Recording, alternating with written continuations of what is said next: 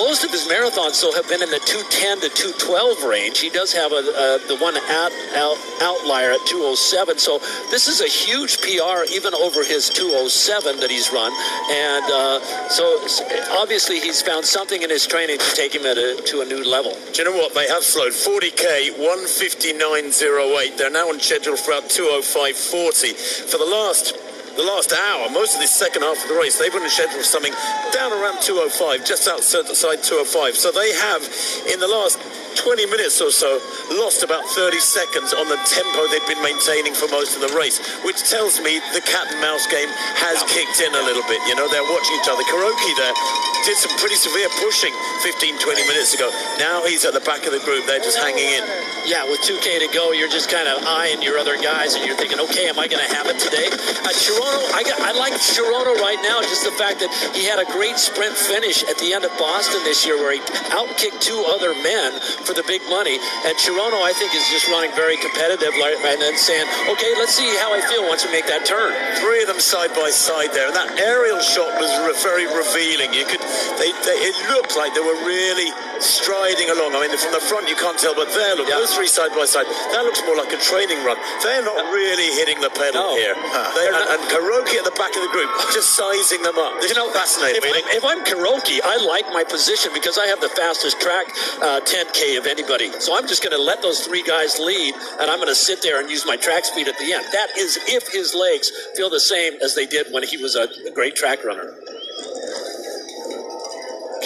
Wow. Well, Chirono. Now we're in the real, this is the real race here, though. This is where any one of these guys. And do you know what? You have to wonder. Come out.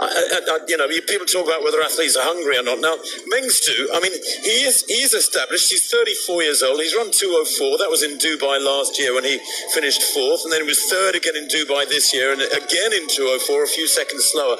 Yeah. But I haven't seen him in big World Marathon Majors races before. You know, he was second in Paris earlier on this year. This is his third marathon of 2019. So, having done Dubai in January, Paris in April, I was wondering, in my notes, I've scribbled, will he be tired? But he's not looking at it at the moment. And maybe, when he's not experienced this big-time atmosphere before in a World Marathon Major, that little bit of hunger could be the edge. But remember, he went against Mola in Dubai, and they were kicking to the, he was hanging with him. Well, and very close. There's plenty of incentive also when you take into account first place, $100,000.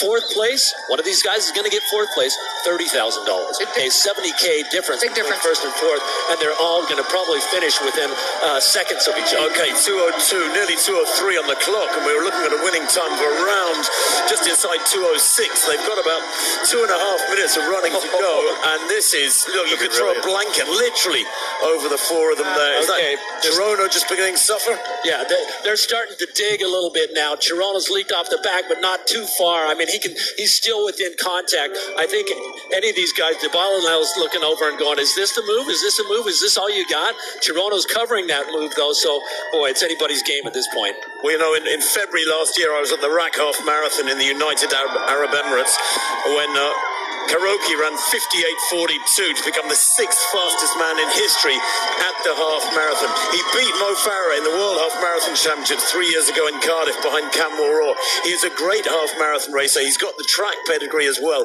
and he's a growing force in marathon running. And Kuroki, to me, looks like he's chopping his stride there. He's to the left of that pack as we look down on them from above.